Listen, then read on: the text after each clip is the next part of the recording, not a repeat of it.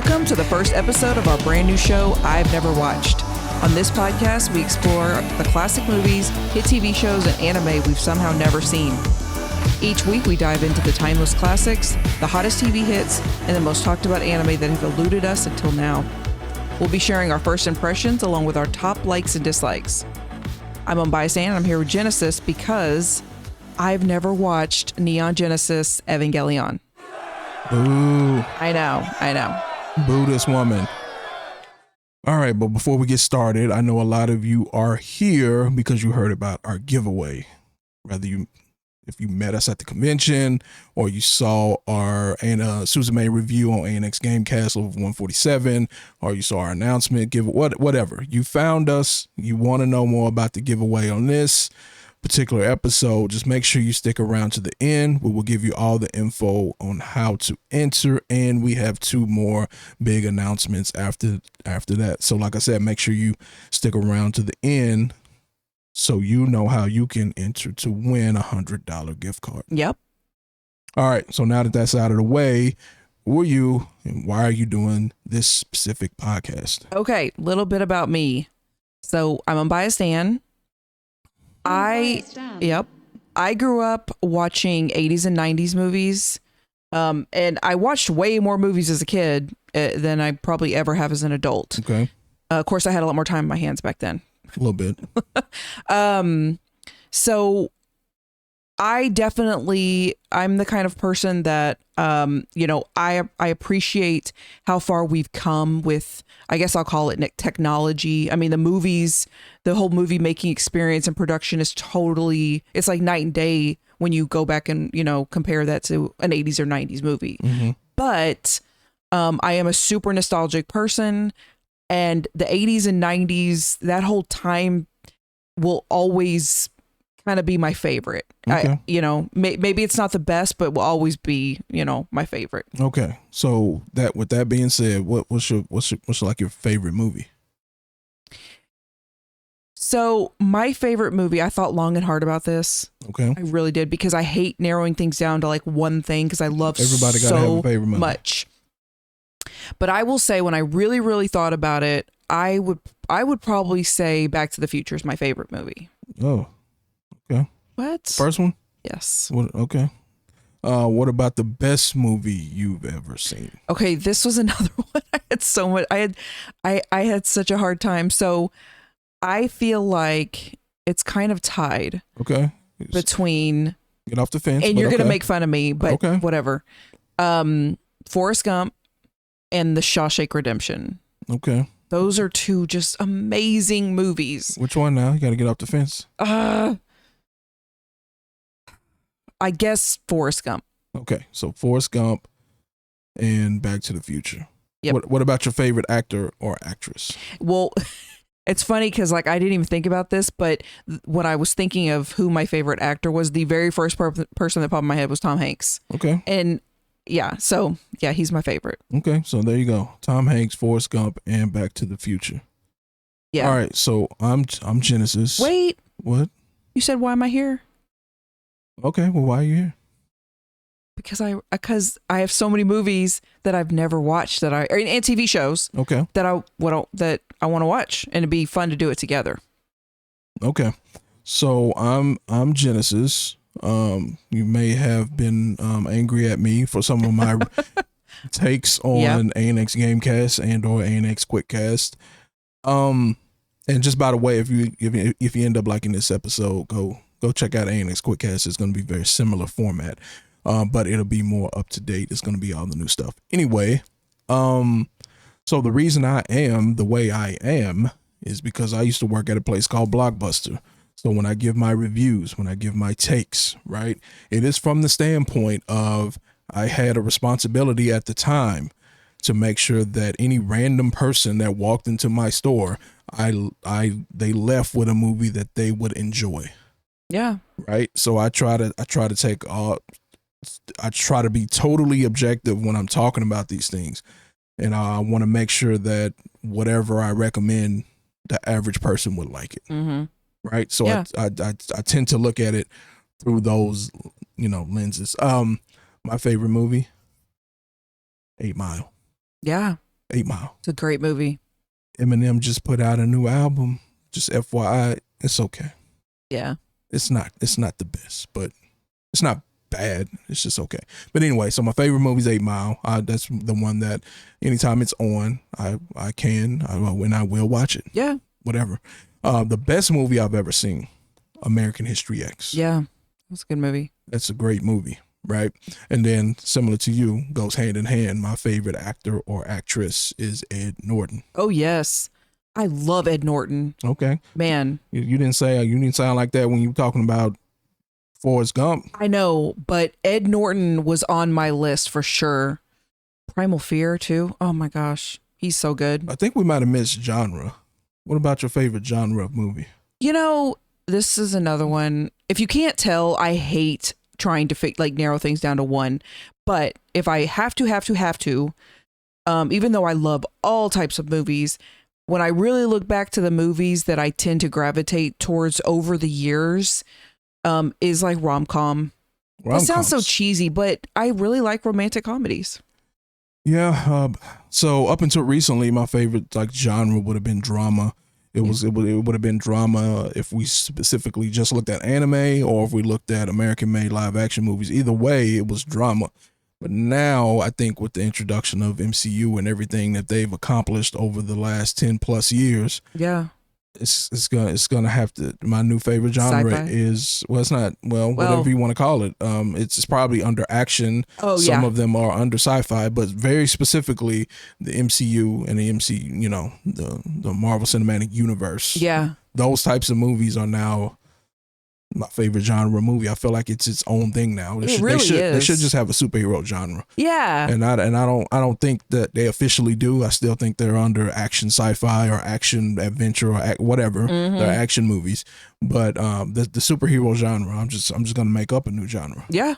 Okay. I mean, it works. Makes sense. So y'all let us know down in the comments some of your favorite movies of all time. And if we have not seen them, maybe if they're good enough, we might actually review them. So some suggestions on some things that we might need to review. Some of your favorite actresses and actors, and some of your favorite genres. So last question: okay. Why are you doing this podcast? I'm doing this podcast because I'm getting tired of y'all telling me, y'all being Unbiased and Ray, both co-hosts on the ANX Gamecast, about how great these 80s movies are. Yes. And it's just like any bits and snippet or whatever that I've seen from these movies, it's just like, yo, this ain't good. This is not good. But I am willing to struggle and go through this pain to watching these old, what I would consider on the surface crappy movies. Yeah. Just because y'all are saying they're good, and I'll give you my take on them, Yes. in 2024 and 2025 and on. Okay. So Neon Genesis Evangelion. Yep. Got to be very specific because there's a lot going on there. Had you ever heard of it before? Nope. Never. Never. I mean, until you mentioned it. You mentioned it a couple years ago because you had rewatched it, I think. Okay. And so you were telling me. So is this on the pod or off the pod? I think it was on the pod. Okay. But that was the first I'd ever heard of it. And what did you hear of it? So you heard me talking about it. I'm assuming I was talking about it with somebody. Was it something good? Was it positive? Was it? Oh yeah, you were like, "This is dope. This show is awesome." Okay, so I mentioned that this is awesome because y'all get on me all the time. Y'all telling me all these 80s movies are good and can't believe I haven't watched it. But I'm telling y'all that Neon Genesis is dope and you didn't watch it. Nope.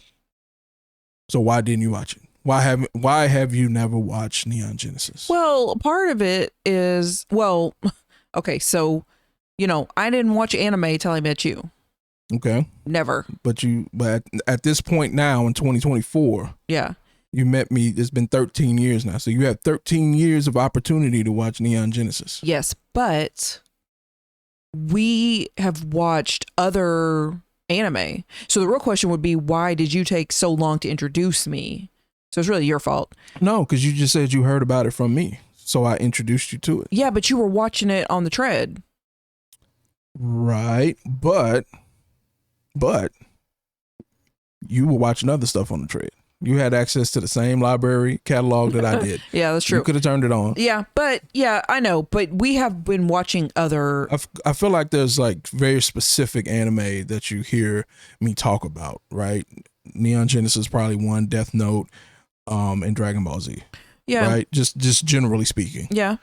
So you could have turned it on. Yeah, but we did. We did watch. We have watched other anime shows together. Right. And we, I would stall them.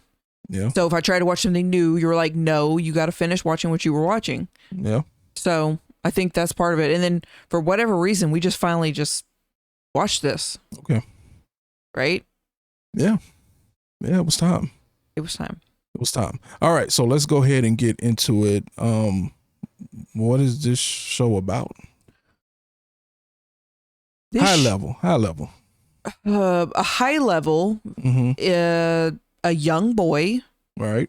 Shinji, shout out, is basically summoned to come see his father. And this, I don't even know what you call it. It's not a lab. It's like it's almost like a military base. Yeah, basically you come to this military base and you have to run one of these mechs or whatever you want to call it to help defend Earth. Okay.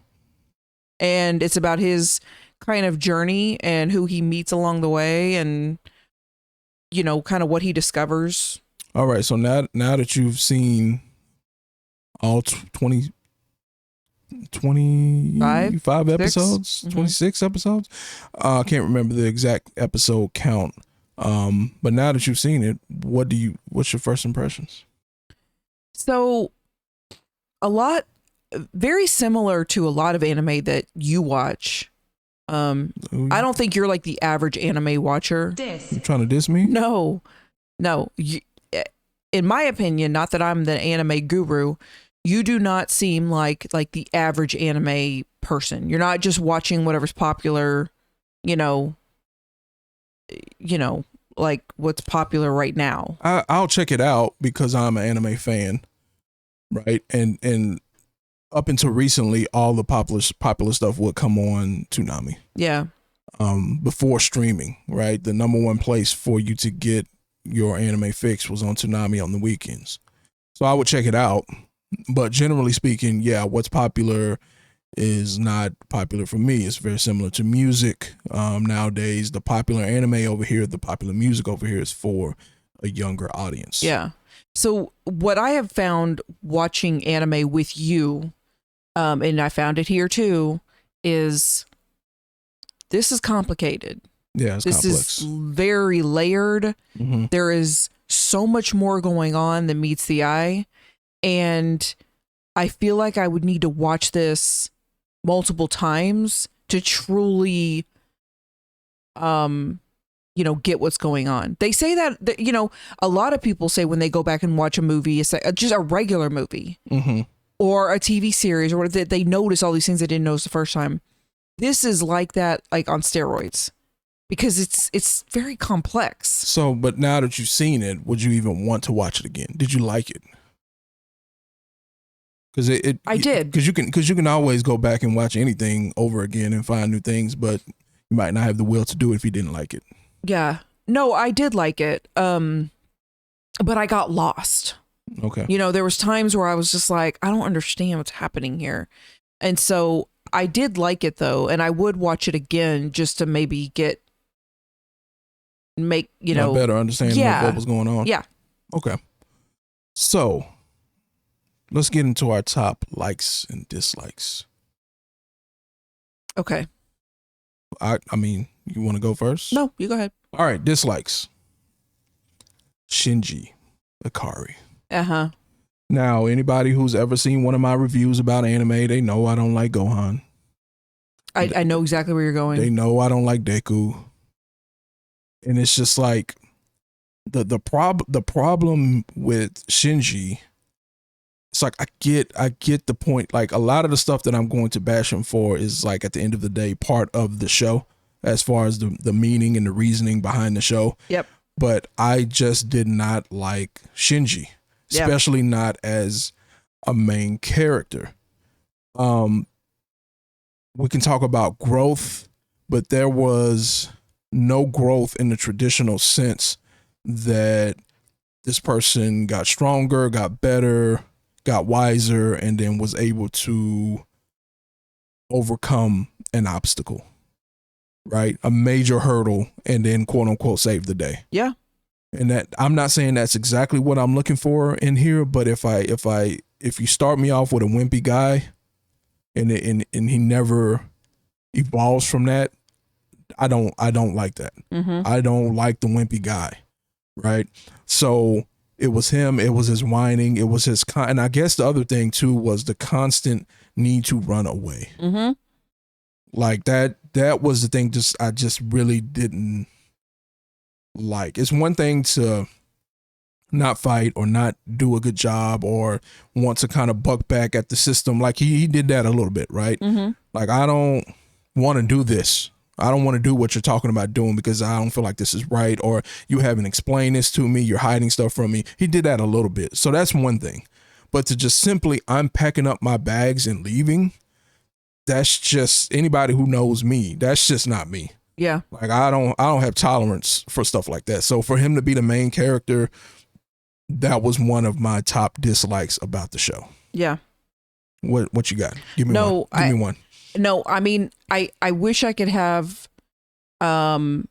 something, polar opposite, but I felt the same way. It was almost cringeworthy sometimes how pitiful he was. Yeah. Yeah. He's just pitiful. And it's like, I get it.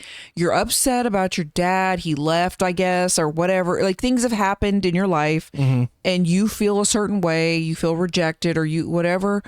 And I get that it's a really big deal to be like, hey, could you come here and just get in this robot and you know nothing about this, but just go ahead and, try to defend the earth. Right. I get that. That's a lot. And that's fine. Most people are going to sympathize and be on his side. Yeah. In that time period, in the beginning. Yeah. Like, okay, this is reasonable for you to feel this way. But you keep going and it's just like no longer reasonable for you to be acting the way that you act. Yeah. It keeps going. And it keeps going. Now, a lot of the hardcore Neon Genesis fans are going to be like, you don't understand. You don't get it. Like, no.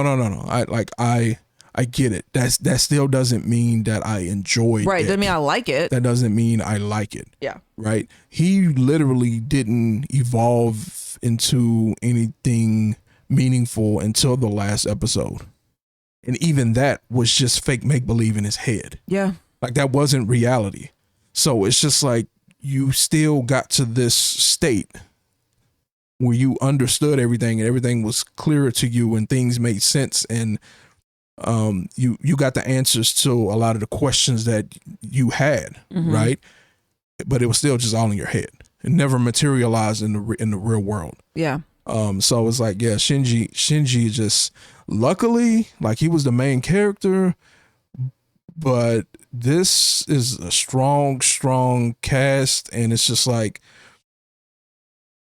I don't want to say they were on even footing with him, but there were a lot of other really strong characters in the show. And I don't mean just strong personality. I mean, they got their whole backstory. They got a lot of FaceTime. They got their own story arcs within so he was the main character, but everything is not always about him 100% of the time. Yeah. So that made it tolerable. Yeah. That made it a little more tolerable. Agreed. Second thing, watching this in 2024. Okay. The graphics are dated. Oh yeah. Yeah. The graphics are dated.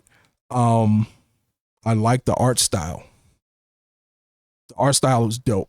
It's just some of the graphics, some of the scenes just don't hold up today in 2024. Back 20 plus years ago when I first watched this, those were good graphics. These were more of the still hand drawn, not 100% CGI stuff, right? It was coming out. It came out. It was kind of created at a time where they were first starting to introduce a lot of CGI into anime, and it wasn't good. Yeah. It was bad. So I'm glad that they didn't necessarily try that with this. They just went the old school hand-drawn way for most of it, right? But in 2024, it's just not great. Now, when I say I like the art style, I mean, silhouettes, the camera, the cinematography, the shading. Yeah. And it, like all this, all the shadows and all this stuff was dope. Yeah. It's just a level of detail, even if it's grainy detail in some of the shots for stuff that is kind of far away. Even if it's grainy detail, it's a level of detail you don't get in today's anime a lot of the times because it's pure CGI. Mm-hmm. Right. So that's one of the things that I didn't like was the graphics are starting to not hold up. Okay. What you got? Give me one.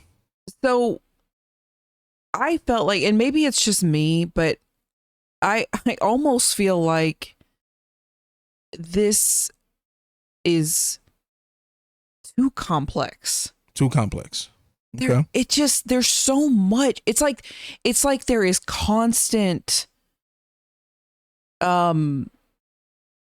like there's all these things that like mean things and think, you know, and then you switch up and then you jump around and it's hopping from person to person. And I don't know. I just was like, what? And I'm looking at it. I'm like, okay, there's this humongous cross. What does that even mean? What does that stand for? You know what I mean? Mm-hmm. And I feel like I was, you know, I don't know. I'm like, maybe I'm not smart enough for this show. I don't know. It almost felt like too complicated. So I'm going to save that. I'm gonna get more into that in one of our next rounds. Okay.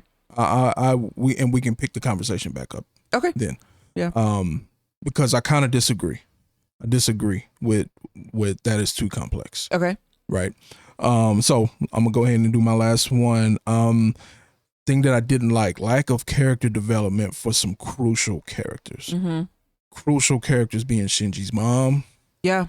And Ritsuko's mom. Okay. Dr. Akagi, or I think that was her name, Dr. Akagi. Mm-hmm. Without those two characters, there's no Nerve. There's no Avas. There's no Magi. There's no anything. There's no human instrumentality project. There's nothing without those two people. Yeah. And they gave a small backstory. They showed it a little bit. Ritsuko always talked about her mom when she was messing with the computers and the Magi and all that kind of stuff. But I don't feel like they gave proper development to them. Mm-hmm. It should have been a lot more story behind them and their characters and what they did and what they didn't do. Because none of this would be happening without them. It's almost like you could take you could have done a prequel. Yeah. Afterwards. Well, and I wonder if that's why and when I say too complex, I'm also meaning like it's confusing. Things aren't making sense to me. Okay. And maybe that's part of it. Maybe because there wasn't enough character development that things kind of, I wasn't connecting things. You know, I kind of put those, I guess, kind of hand in hand is all I'm saying. Well, I just mean there's these two, I say crucial, but they're not main characters. Okay. So they're crucial to the story, but they're not main characters, and only really the main characters get the full character development arc. But still, that's a big deal. Yeah, I think it's a big deal. Yeah. That's why I put it on things that I didn't like. Yeah. So what else you got? So last one. The only other thing I had, and this isn't it. This somebody could say, well, that's not part of the show, really. Oh. But the whole issue with his dad bothered me. Okay. I mean, he was just so cold and disconnected and distant, and yet it's like at the end of the day, he was trying to do something kind of, I don't know if sweet is the right word, as far as like with his wife, you know, wasn't he trying to like the one he was cheating on? No, wasn't like Ray his like inhabited with like right? Yeah, something along those lines. He was trying to hold on to her through the weird means, I guess. But regardless of that, I don't know. Similar to the way that like Shinji was kind of a pathetic. I mean, not pathetic, pitiful. Yeah. And it kind of bothered me quite a bit about how his dad acted as well. So that just whole character. Yeah, I mean, but the thing about his character is that he didn't change. They showed you, I don't want to say they showed you why he was the way he was, but they showed you who he was and therefore who he still is. I know. Like, but you're just using people. You're just left and right. You're using people just to get where you want to go and what you want to do. And him marrying the wife, right? Him creating Rei, him even having Shinji, him with the relationship with both mother and daughter, Akagi's, right? Yeah. It's all just so you can do what you want to do, and you manipulate all the situations that you're in, even with the governments, right? Yeah. He hides stuff from them. He words stuff a certain way. Tell them this. Don't say this. Yeah. It's all shady all the time. Every single thing he does is shady. It's almost as if he's the bad guy. Yeah. He's the villain here. Yeah. And the thing is, like, going back, so yes, back to the whole thing with Shinji. It's like, and I said it, I get why he probably feels the way he does. I get why he maybe has the personality he does. You know, his mom's gone. His father's like this seemingly terrible person. I don't know. And so he feels very disconnected from everybody. But see, I don't even think he knows his dad is this terrible person. He just knows that, well, he's distant. Daddy doesn't like me. Yeah. Like, he had, like Shinji in the beginning, you have daddy issues. Yeah. But these daddy issues turn into moral issues because you find out that what's going on. Your father is shady. Yeah. And the things that he's doing may not be moral and may not even be the right thing to do. Yeah. Right? Yeah. So yeah. Some things that I like. The character interactions. Yes. Like at almost all the interactions. Like, I don't necessarily like, even the ones between Shinji and his dad, like, I like them because they're unique, they're different, they're difficult, right? Yeah. Asuka and Shinji. Yes, I love them. Asuka and Kaji. Yeah. Kaji and Masato. Like, it all works in their own separate ways at separate times, and it's dope. It's one of the reasons that Neon Genesis is still regarded as one of the best animes ever made. Yeah. This level of character development, even though I said there were crucial characters that they didn't really develop, but this level of character development and interaction and dialogue is something that has not necessarily been replicated since. Yeah. Like we talked about on one of our other pods, it's the standard of which things are measured by. And I still think, as far as character development and the psychology between characters and humans and people, like this going this deep with it has not been necessarily replicated in anything newer. You have things that are different, like the Dragon Ball universe, because you have characters that literally have changed over time and grown over time. But that's a little bit different than these deep, like, complex relationships. The people in Dragon Ball Z don't have complex relationships necessarily. Maybe Vegeta's issue with Goku and trying to be the strongest and I'm the prince and but I'm really the king, I'm confused, right? Outside of that, and that's not really that complex. Yeah, no. That's probably one of the more complex things that you will get. Maybe Piccolo and the people that he's consumed, that he still has the memories and blah blah blah of Kami and Neo, right? And all that. But that's not really a big part of the story. Yeah. So, but like this level of drama, and it's more adult. And I said this on a recent pod, I'll say it again here. I don't need adult for it to be good. But when you open the door that this is going to be an adult themed show, you open the door for everything. Because you can still have your wholesome family moments. Yeah. But you also can have some adult drama and some adult situations and some killing and some infidelity. You can have all of these complex situations that you can't necessarily have in a show that's geared towards like kids or teenagers. Yeah. Right. Yep. So no, I would agree with you. I had that on my list as the first thing. I wrote it as character differences, but what I was trying to really say is I feel like they have such a good cast here as far as like the characters. Mm-hmm. They're very different. They're very similar in some ways. They're different, but they're like the same. Yeah. They have large parts of their personalities that overlap. Yeah, for sure.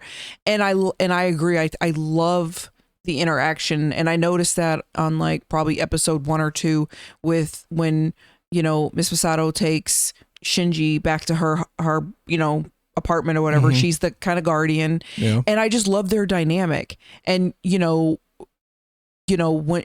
you know, Asuka, you know, her dynamic with Shinji in particular is great. I love them together. And then when you bring in Rei, I mean, you just have so seemingly different personalities that, like you said, I mean, once you really kind of watch them for a while, you see how much they have in common, Mhm. but they're also so different and they just fit Right. so well. So I'm glad you brought up Casca.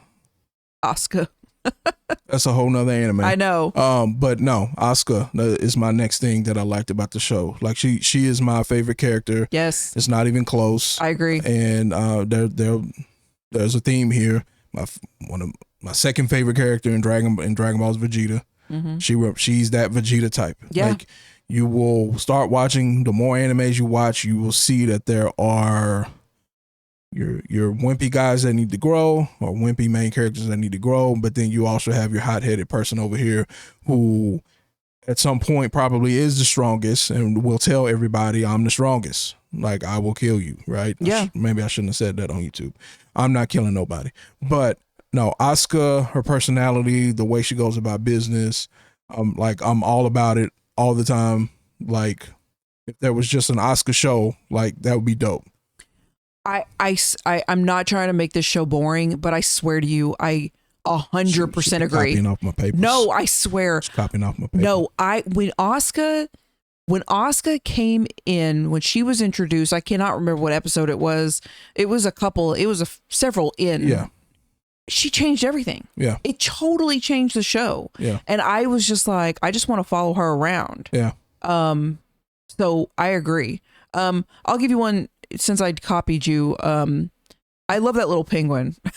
That's like so. I mean, it's so random, but it's the comedic relief, but it's not. Yeah. It's not in there, and it's not there enough. it's so random. Yeah. But I love it's it. it's more random comic relief than steady comic relief. But it's like you're just watching it, and then here comes the little penguin, right? and it's just like. But anyway. Yeah. Okay. So yeah, Asuka. I'm not sure how much. Well, the show would have been completely different if Asuka was not in it. Yeah, it wouldn't have been as good. Well, it could have been darker, and I don't mean darker as in, because I'm not sure if there's any darker stories than her background. Mm-hmm. Right. So I don't mean darker in that way. I just mean the whole tone of the show just could have been more serious and darker the whole way through. Yeah. Because she brought an energy, and she became the comic relief at some point. Yeah. As like Masato started to kind of decline with her energy, because she was the lively one in the beginning. I'm gonna get drunk every day after work and I'm gonna act crazy. Yeah. Then she got a promotion. She was in charge of more things. Things starting to get a little more complicated. Issues, especially issues with Shinji. And then her character started to decline as far as depression. Depression is a big thing in this anime. It's just not really said a lot or talked about a lot, because I'm not sure depression at the time this was made was like the big topic that it is today. I'm sure not. Right. But that's what we see here. We see the ups and downs and people going through depression. It's a whole psychological thing, right? So as Masato was going down, then you introduce Asuka, and she brings that liveliness, right? Yeah. That Masato was bringing earlier in the episodes. So, like I said, I don't want to say that it will be bad, but it will be drastically different. Drastic, because I don't mind dark and serious. Yeah, no, I me neither. don't mind that. And without her, I can only imagine how much more serious of a tone this would have had. Yeah. All right, now I'm going to give you my third one first, so it doesn't look like I'm copying you. Okay. Just in case. There's no way you're getting my third one. Okay. Unless you cheated. Well, this one is not as fun, but I do want to call it out because I really liked the music in this anime. Okay. I mean, I felt like I was at a symphony. Yeah. And I was just, and they were playing like a lot of, I guess probably Sebastian Bach. I don't remember, but I mean, it was just, I just loved it. Classical music. Yes, it was just a classic. It's a classic. It was beautiful. I loved it. And it was weird how it fit, but like I felt like, I don't know how this fits, but like it fits. It fit because it didn't necessarily always fit what was happening on the screen. Yeah. During the action scenes, but it fit because the action didn't matter. Mm-hmm. This is not a mech anime. At the end of the day, it has mechs in it. Yeah, but and you have your big mech battles. Mm-hmm. But a lot of the times, the mech battles had like more significant meaning and impact on the people involved. It's like, I feel like it's like when you say it's all smoke and mirrors. It's not about the mechs. No. But go ahead. No. No, but that's yeah. So the music matched the mood and what was actually happening, maybe on a psychological level. Mm-hmm. There was a lot of growth in characters during battle, which is a common theme in anime. Same thing in Dragon Ball, same thing in Bleach. Oh yeah. Right? But it was just a little more real here. Even though there were mechs fighting, the psychological trauma and the things that were going on through the Eva pilots were more real. I think that they were going through things that us as the viewer watching could empathize and sympathize with, because it's like I would probably feel that same way. Yeah. If I was having to do whatever they were doing, they were scared, right? Or they were in pain, or they were mad because I had to take this other Ava, this angel out, but it was my friend. Yeah. It was my friend from school. And then I felt that pain. I had to do that even though I didn't want to do it. We would all probably feel a very similar way if those things were happening to us. So like I said, that music fits in more with those inner with those feelings versus somebody running around shooting, some big alien from outer space. All right, so my last one. Things I liked. The deliberate silence. Ooh. The deliberate silence. There will be times during this anime, there's a lot of dialogue, right, in this anime.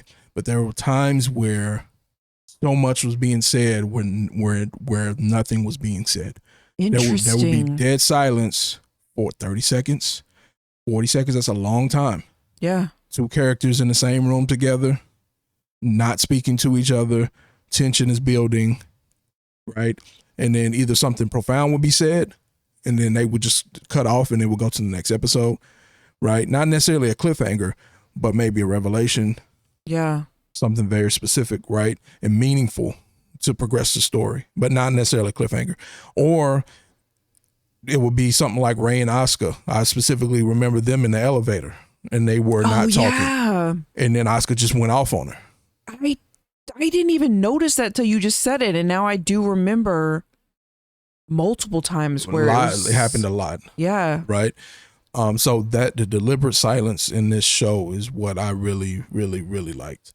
Because it all meant something, was all meaningful. A lot of times it would be Shinji just in his room by himself. Yeah. Silence, right? Not talking, no one's talking. He might be playing music, he might stop the music.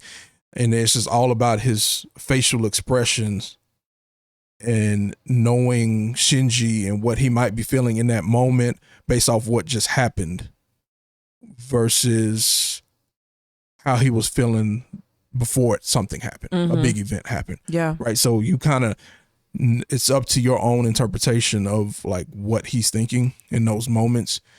And like I said, because there's this big human element to this, more than likely, whatever you thought he was thinking, like it was probably the same thing you were thinking. Yeah. Damn, this jacked up. Yeah. I don't want to do this anymore. Yeah. I hate my dad in this moment. Yeah. Asuka's getting on my nerves. Right. Like whatever it is, like you kind of know. Yeah. Yeah. No, that's good. All right. So we'll be going long. Yeah. I didn't expect this to be this long. But this is our first episode. We will try to do better on the next one to get the time down a little bit. However, before we get into, I want to call it AI mode. We're going to go into an AI mode where we actually answer 5 AI questions, or try to anyway. It's time for the giveaway info. Yep. What you got? All right. So we are giving away $100 gift card of your choosing to the Nintendo eShop, Crunchyroll, the Microsoft Store, the Xbox. I need to figure out what that's called exactly. Play Store? No, that's Google. Oh. So Xbox, basically an Xbox, $100 Xbox card, PlayStation Network card, Crunchyroll, or Nintendo eShop. We're giving away $100 gift card. Yep. Or code, right? Yeah. International subscribers, we can have something different for you on the side, so it is open to you as well. So make sure you enter. What you need to do to enter, you need to subscribe to our channel, Virgin TV. You need to like this video. And I need you to comment below what you think the best anime of all time is, since we're talking about Neon Genesis. Mm-hmm. What is the best anime of all time? Put your answers down in the comment section. 2 things about the comments. Feel free to comment anything you want, but when it's time to actually pick a winner, which will probably be the first week of August, if we pick your comment and it's not an answer to the question, we're going to move on to the next person. Yeah. Right. And 2, don't put the question in the comment section. Don't put the question in the comment section. You had to watch 30 minutes into this video to figure out how to enter. The other people need to do the same. Yeah. Right. Yep. Fair is fair. So don't put the question in the comment section. If I see it, I'm going to remove it. You feel free to re-enter if I remove your comment, but just don't put the question in the comment section. More big news coming. Yep. After we're done with AI mode, I'll make 2 more announcements. 2 more announcements after AI mode. So again, subscribe to the channel, like the video, comment what you think the best anime of all time is below in the comment section. You ready for AI mode? Yes. All right. How does the non-linear and often fragmented narrative structure of Neon Genesis Evangelion affect the viewer's understanding and engagement with the story? What? You wrote this? No, AI wrote this. So this is an AI support. This is an AI question about Neon Genesis. How does the non-linear and often fragmented narrative structure of Neon Genesis affect the viewer's understanding and engagement? So you said stuff was getting kind of confusing to you. Yeah, I mean, but what I'll say is it doesn't.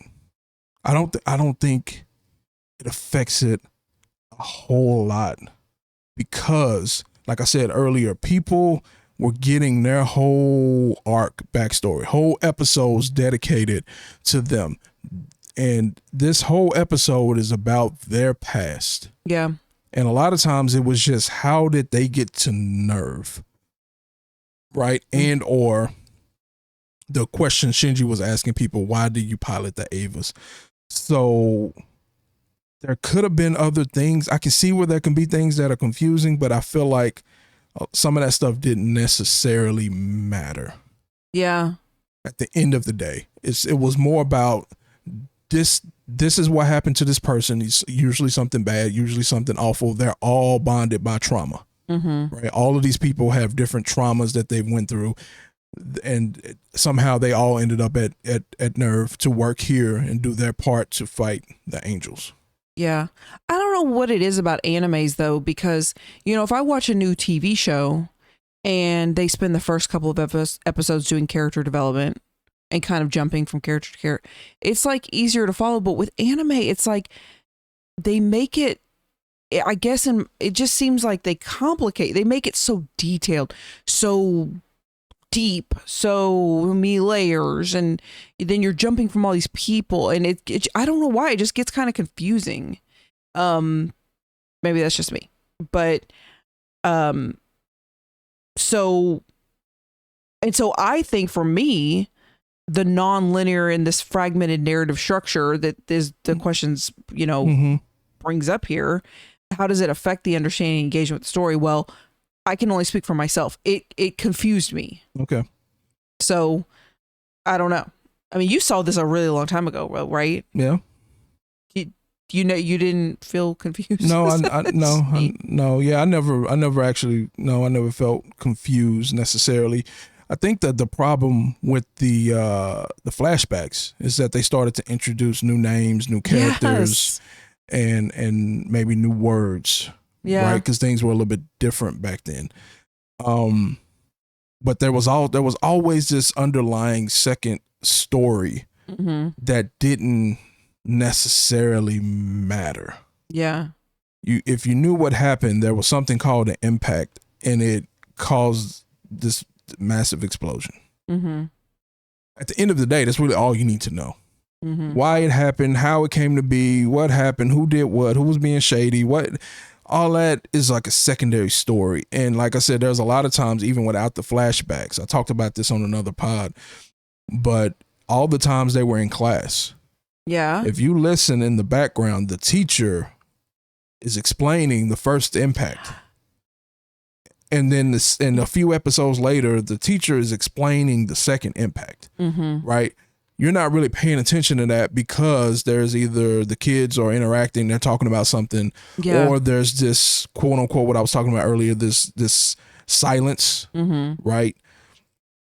And you're so focused on maybe the interaction between Rei and Shinji that you're not even really paying attention to the guy talking in the back. Yeah. But they're explaining everything to you.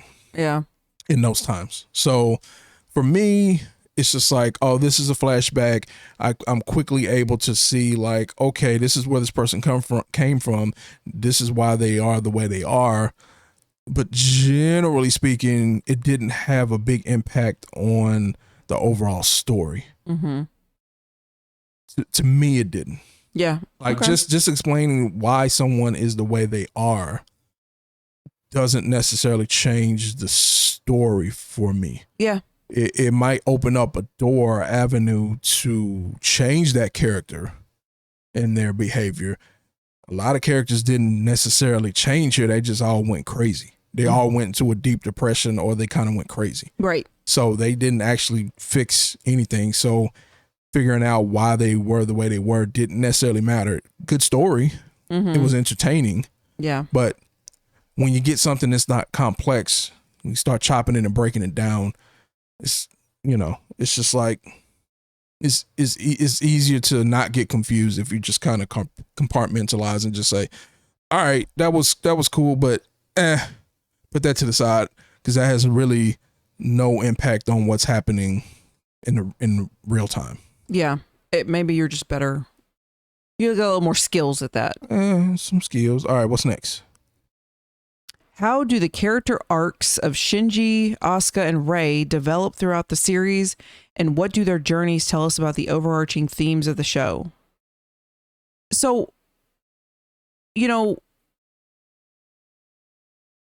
me. I feel like the one thing that and you kind of just said it, but I feel like the one thing that they have in common that it took me a little while to realize in the way that I say they are similar is they were all dealing with this, like, some sort of inner struggle of whether it be with my mom or my dad or acceptance or of some kind of struggle of trying to find my way or trying to find confidence or trying to find something. So I will take it a step deeper here.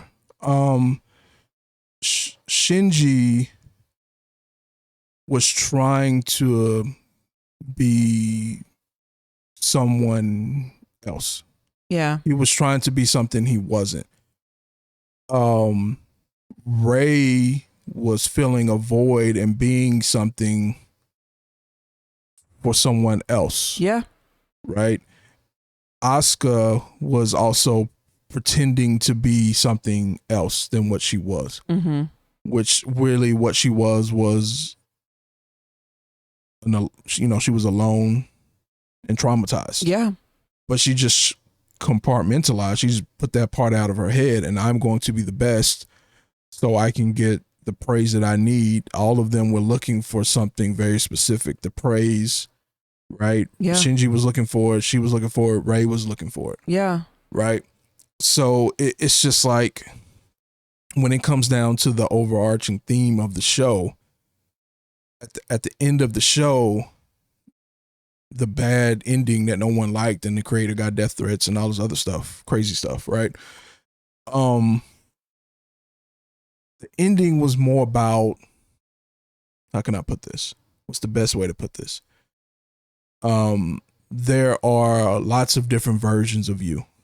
Yeah. And not in a weird, crazy way. Like this actually can apply to real life. Yeah. So it does. There is the person you think you are inside of your head, and what you think you are to people. But in reality, there's the version of you that they actually see and know. Yeah. And 9 times out of 10, you don't even know what that is. Therefore, you're trying to be something you're not to please people and do this. It might be unnecessary, because even though you might act the same way in front of 10 people, they all might see you a completely different way. It's deep. It's a little deep. It's a little deep. Now Yeah. it get the complex part comes where there's Shinji, and then there's how Asuka sees Shinji. Mm-hmm. And Shinji wants to change so Asuka sees him in a different way. Yeah. Right. But then there's Rei and how Rei sees Shinji. Mm-hmm. And there is the combination of the two.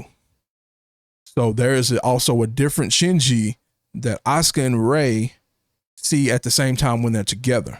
Mm-hmm. So Shinji acts a certain way with Asuka, acts a certain way with Rei, but then when Rei and Asuka is there, he acts different. He acts a third way. Yeah. And that is now a third version of Shinji that exists. Right. So it's like you're struggling to try to be this one way when you're already in the eyes of others hundreds of different ways you just don't even realize it. Mm-hmm. And things can be however you want them to be based off your actions, right? Yeah. As opposed to you also trying to change people and figure other people out. Like, I'm trying to figure you out so I know how to be around you, right? Yeah. Therefore you can see me a certain way. When really, if I just act a certain way, people will see me a certain way. And that's kind of what he figured out at the end, to a certain degree. Yeah. That was a lot of talking. So no, I mean, that was, like I said, that was pretty deep. So yeah. Anyway. Okay. That was a deeper one. Y'all let us know what y'all think down in the comments. Let's go to the next one. These getting longer and longer. I picked really, I know. What is this? What kind of AI is this? What are the most impactful plot twists and revelations in Neon Genesis Evangelion, and how do they shift the direction of the story and alter the viewer's perception of the characters and their motivations? What was the big one for you? Or Rei. That Rei was like, and I might even have it wrong, but like Rei's really inhabited by the mom or something. Something like that. They kind of built in the image, in the essence or the soul of the mom or whatever. Yeah. But that wasn't like that. Yes, it's Rei. Like it has to. I think most people's answer will be Rei. But to me, it wasn't actually Rei, in that there were infinite amount of number of Reis. So if Rei dies, they could just make another Rei, right? It wasn't that. That's most people's, like, that's the big twist, right? That's when the anime kind of shifts. Yeah, because I was like, wait, what? Oh. Oh, she's gonna bite the microphone. I know. But my thing was when Akagi Ritsuko destroyed all the other versions of Rei. Oh, yeah. So when we start talking about the shift in the direction of the story and alters the viewer's perception of the characters and their motivations, it was like at that point where she destroyed all the Rei. She knew these kind of things were happening. She kept the secrets away from Masato. Masato didn't know. Therefore, Shinji didn't know either. I'm assuming Rei knew. Yeah. But you can never tell with her. So then that actually shows the motivations of Shinji's dad and the motivations of Nerve, and then her new motivations because she killed all of them. Mm-hmm. But then what it changed with me is because they had been teasing that Rey was either like a robot or there was multiple versions of her. They had been teasing it all along before they actually showed it, right? But now things get a little more real. Mm-hmm. Because if she dies now, that's it. There's no more Rey. Yeah. So I think that was the key moment for me. Not just finding out that Rey was a clone and or has other clones or whatever. It was when Akagi destroyed all the other Reys. What about the whole realization of the true nature of the Human Instrumentality Project or whatever, that like it really was more about merging everybody or whatever? I mean, I didn't have like a jaw-dropping moment. No. When the whole Rey thing, I was like, but yeah, I don't know. I think, and we might get into it, so I don't want to spoil anything with these next questions, but I think let's just go to the next question. How about that? All right. How does Neon Genesis Evangelion use symbolism and metaphor to convey deeper meanings and themes within its plot? And what are some key examples of this storytelling technique? Goodness gracious.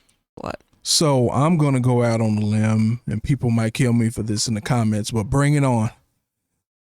Like, there was symbolism, but I don't think they were as complex as people are making them. So we were talking about earlier, about things being complex.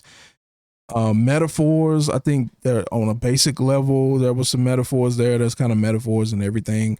The overall show was symbolism and metaphors, right? Mm-hmm. But that doesn't mean that every little thing had a separate meaning. And that's what a lot of people try to do with Neon Genesis. And that's what makes it more complex than it has to be. If you actually listen, they actually tell you and explain everything to you in plain English.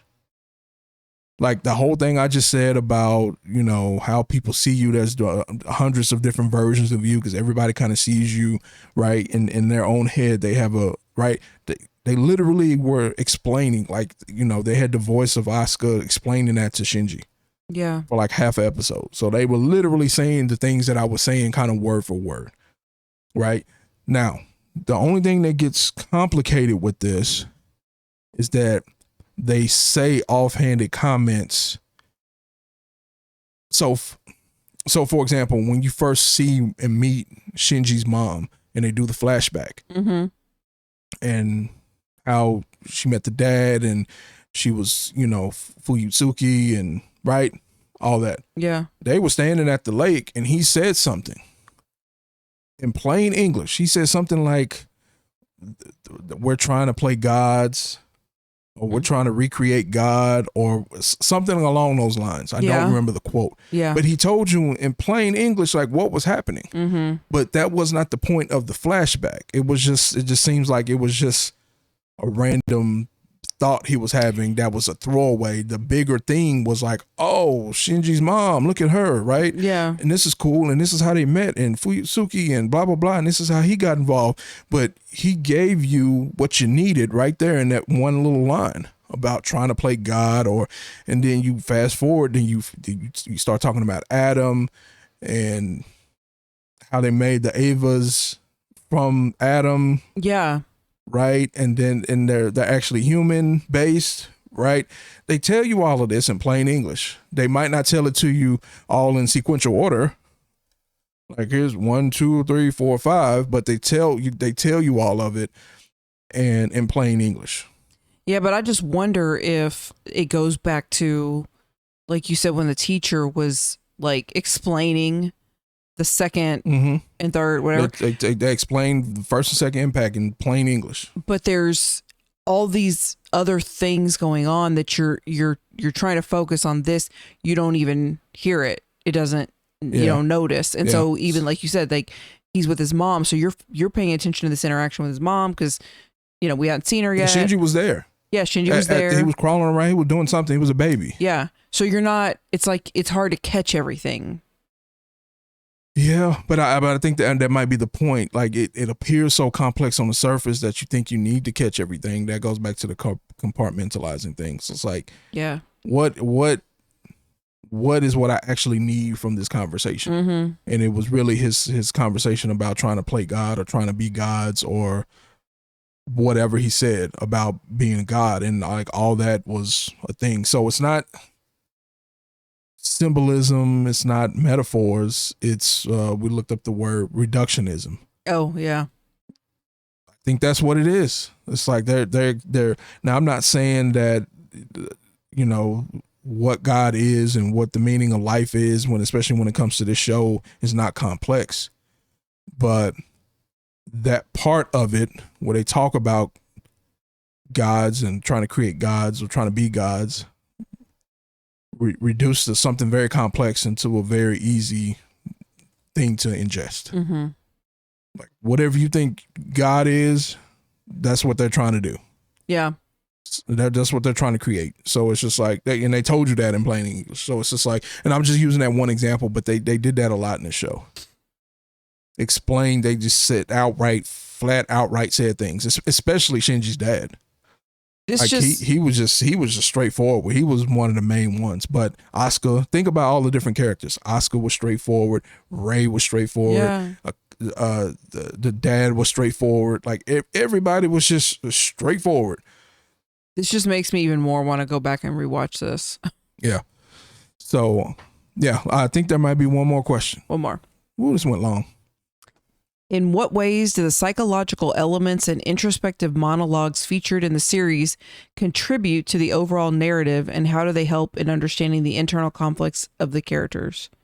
So I think we've talked about this quite a bit. Okay. I mean, there was a lot of introspective monologues. There was a lot of focusing on one person and kind of hearing them tell their story or their background, and you started to see what they were struggling with. They all had traumas. I mean, we've talked about this. Mm-hmm. They all had their own traumas, their own issues. They were all very similar when you really boil it down. They had fears. They had abandonment. They had, am I good enough? Like whatever. And it all kind of came out in different ways. Asuka was like, ah, and Shinji was like, meh, Well, and then there was also a situation where, so you talk about the monologues and basically how the characters interact, right? So it was, you said something and it was going to change, and I don't want to say help because it usually made it worse. Yeah. You said something and it made my internal conflicts actually worse because I'm looking to you for help, or I'm looking to you for happiness, and you're more jacked up than I am. Yeah. Right. Yeah. So like, for example, when Shinji and Asuka were there and she came and laid by him and he was going to kiss her. Yep. Right. Mm-hmm. But then she started crying, talking about her mom in her sleep, whatever. Right. That was a quote unquote monologue. It wasn't a long, detailed thing. It was more of that silent stuff that I was talking about earlier. Yeah. But there was this monologue, and now Shinji learned something about Asuka, and now it's just like, I need to change around her because now I know this about her. Right. But in that same thing, I'm not getting what I need. Mm-hmm. They talk about internal conflicts. So at the same time, you can't help me and I can't help you. And that's actually making my depression, psychological trauma, even worse. Yeah. And now, for Asuka specifically, I go out there and fight because that's the only thing I have, and I lose. That is another layer on my trauma, and I can't take it anymore. And then if I have that same interaction with you, where I figure out you can't help me either, and you're jacked up too, and you're weak, that's another layer on Asuka. Yeah. And now there's another layer on Asuka for Shinji to view, that now she's also in a bad place because now she's been defeated. And then that puts me in another place because, again, I can't help her with that either. So I can't help her with real time negative things. I can't help her with what happened to her as a child. Yeah. And she can't help me with the stuff that happened to me as a child and what's happening to me now. And then all of these characters have those very similar interactions. Mm-hmm. No one can help anybody. Things are just getting worse and worse and worse. Yeah. And at the end, almost everyone is having a breakdown. Everybody except Shinji's dad, because he's a psychopath. Yeah. Everybody except Shinji's dad and I guess Rei, because she's programmed to be a certain way. Yeah. Right. But everybody else is having a complete meltdown. Mm-hmm. And like a meltdown. Like, yeah. Certain stuff that I can't say on YouTube. Yeah. No. I mean, this is, I hadn't looked at it. I mean, you're right. I did, and I hadn't really looked at it like that. It just, I don't know. This show has me thinking. That's the main thing I like. I think you said I like a certain type of anime. I like stuff that's going to make you think. Yeah. And this thing will make you think, but the thing that's really good about it is the stuff you think about can be applied in real life. Oh yeah. I mean, and even in real life, 30 years later, however long this was made, and it still can be applied to real life now. 100%. I mean, I really don't think, I mean, their stories, of course, are like unique to them and whatever, but what they're experiencing is a very common thing that a lot of people experience as far as internal struggle. Yeah. And trying to find whatever it is and deal with whatever you were subjected to or went through as a kid. And sometimes it's not like the worst thing in the world, but the thing is, when you're a kid and things happen, you are trying to make sense of them with a child brain. Right. And so you grow up as an adult, and it doesn't always just grow together. You still view things, and they affected you, and that pours out in your life. Well, especially things that have never been dealt with or finalized. Yeah.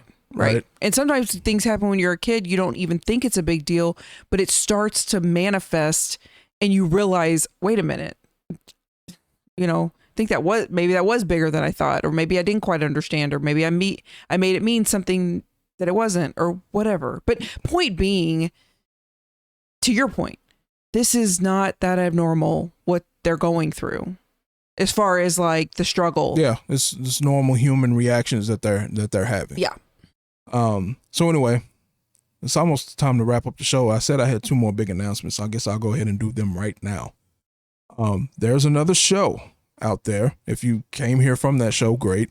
But this is the first show that you've clicked on, there's another show out there, ANX Gamecast level 147.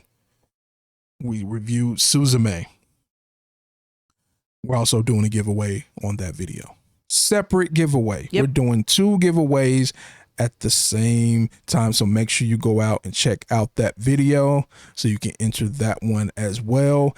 And new sub goal, 6,000. I know it sounds like a lot, but we're going to try to get there because, like I said, we're doing a convention. Yep. And so we want to get those people too. But 6,000, if we hit 6,000 by the time we do our giveaway results, we pull our winners the first week of August, we'll pull 2 winners per giveaway. Yeah. So that is the big news. Go check out Suzume, ANX Gamecast level 147. There's another giveaway over there. And then again, our goal is 6,000. So tell a friend so we can pick 2 winners per giveaway. Yep. All right, that's it for today, guys. Thanks for listening to I've Never Watched. If you enjoyed the show, please make sure you like, follow, and subscribe so you'll be the first to know when we release new episodes. See you next time. Got those videos right here for you in the end card section. Go ahead and click on them. Oh, and good luck.